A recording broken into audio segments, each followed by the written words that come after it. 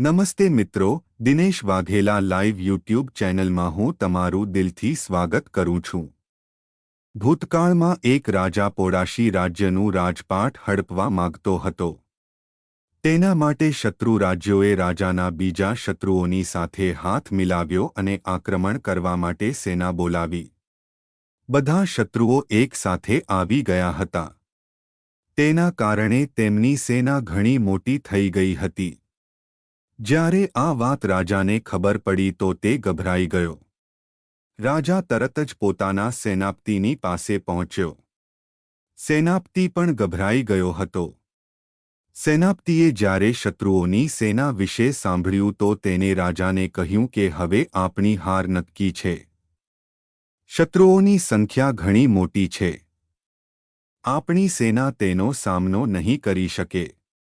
આપણે પહેલાથી જ હાર માની લેવી જોઈએ। આવું કરવાથી બધા લોકોનો જીવ બચી જશે।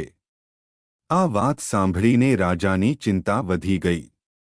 તે તરત પોતાના ગુરુની પાસે પહોંચ્યો। ગુરુ ઘણા વિદ્વાન સંત હતા। રાજાએ ગુરુને સમગ્ર વાત જણાવી। સંતે કહ્યું કે રાજન, સૌથી પહેલાં તો તે સેનાપતિને જેલમાં પૂરી દેવો જોઈએ।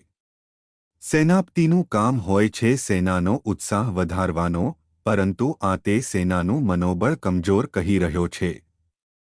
રાજાએ પૂછ્યું કે જો અમે સેનાપતિને જેલમાં પૂરી દઈશું તો સેનાપતિને કોણે બનાવીશું? ગુરુએ કહ્યું કે તમારી સેનાનું પ્રતિનિધિત્વ હું કરીશ, એટલે હવેથી હું સેનાપતિ। આ સાંભળીને રાજાને કંઈ સમજાયું નહીં કે શું કરવું અને શું ન કરવું। પરંતુ ગુરુની વાત માન્યા સિવાય બીજો કોઈ રસ્તો નહોતો। રાજાએ સંતની વાત સાંભળીને સેનાપતિને પદથી હટાવી દીધો। સંત સેનાની સામે પહોંચ્યા અને સેનાને લઈને યુદ્ધ લડવા માટે પહોંચ્યા।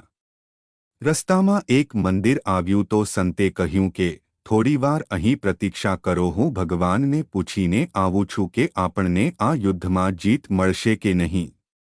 આ વાત સાંભળીને સેના આશ્ચર્યચકિત થઈ ગઈ કે પથ્થરની મૂર્તિ કેવી રીતે જવાબ આપશે।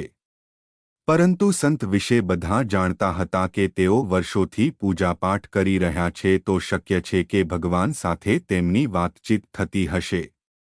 આ વાત સાંભળીને સેના આશ્ચર્યચકિત થઈ હતી કે પથ્થરની મૂર્તિ કેવી રીતે જવાબ આપશે।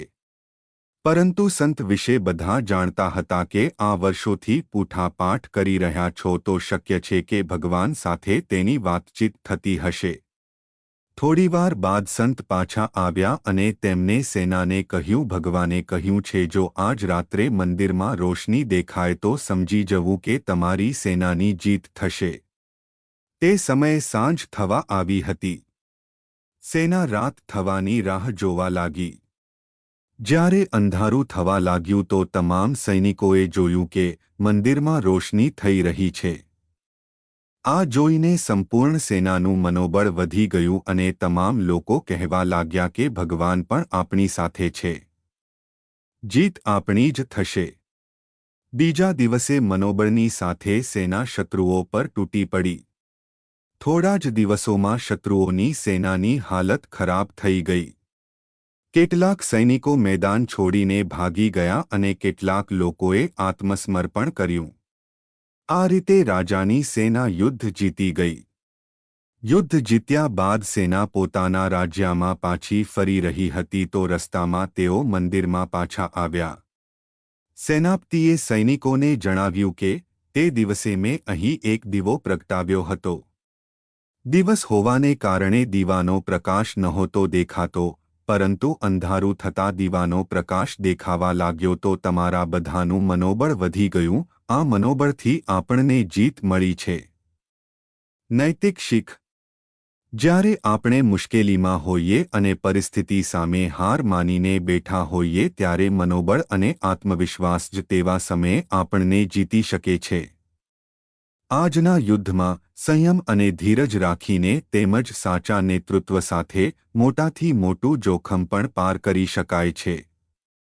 આ વાતચીતમાં સંતે સૈનિકોનું મનોબળ વધારવા માટે સ્માર્ટ ઉપાય અપનાવ્યો, જે તેમને જીત તરફ લઈ ગયો। સાચું નેતૃત્વ એ છે કે જેઓ પોતાની જાતમાં અને પોતાના સાથીદારોમાં વિશ્વાસ જાળવી રાખી શકે. મિત્રો, જો તમે આ વિડિયો વધુ લોકોમાં ફેલાવવા માંગતા હો તો આ વિડિયોને લાઇક કરો કેમ કે આ વિડિયો બીજા લોકો સુધી પહોંચે. મિત્રો, આજનો આ વિડિયો કેવો લાગ્યો તે મને કોમેન્ટમાં કહી શકો છો. અને તમારા મિત્રોને આ વિડિયો શેર કરો.